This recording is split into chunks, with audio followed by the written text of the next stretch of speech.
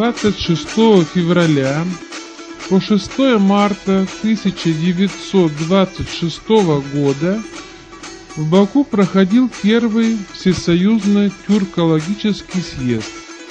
На него съехались с решающим голосом 131 делегат.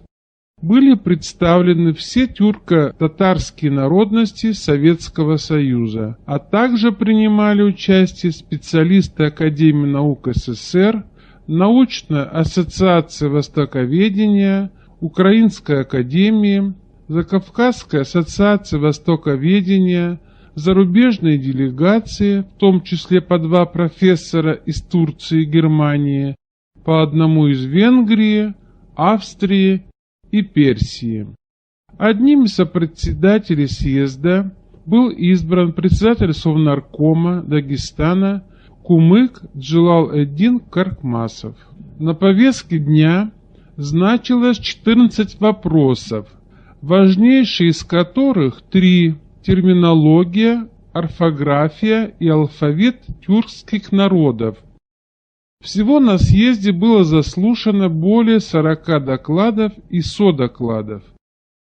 Основным докладчиком по вопросам орфографии был профессор Щерба, а по вопросам научной терминологии выступил молодой тюркский ученый и один из наиболее активных участников съезда, профессор Азербайджанского государственного университета Чобанзаде.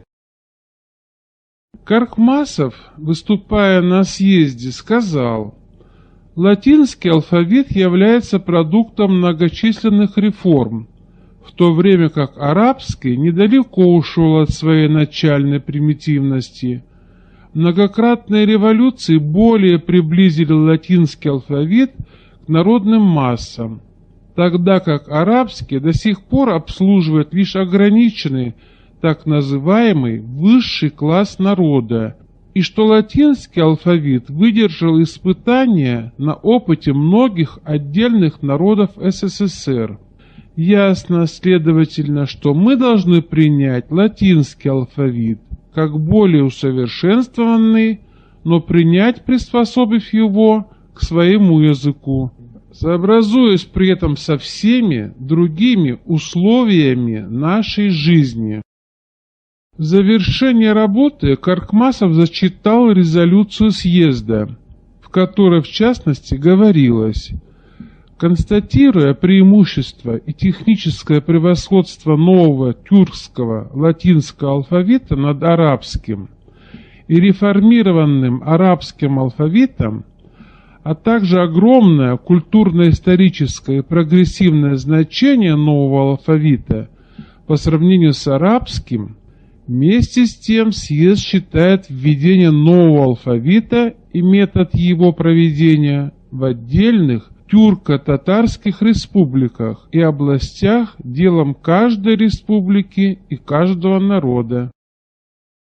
Резолюция была принята большинством: 101 за, 7 против, при 6 воздержавшихся. Воздержались русские ученые, которые считали себя не вправе принимать участие при вынесении окончательного решения по вопросу, являющемуся делом самих тюркско-татарских народов. В течение последующих лет в Дагестане, как и в других республиках СССР, была продолжена работа по изучению опыта Азербайджана для возможного проведения у себя реформы алфавита, и в 1928 году состоялся перевод письменности на латинскую графику.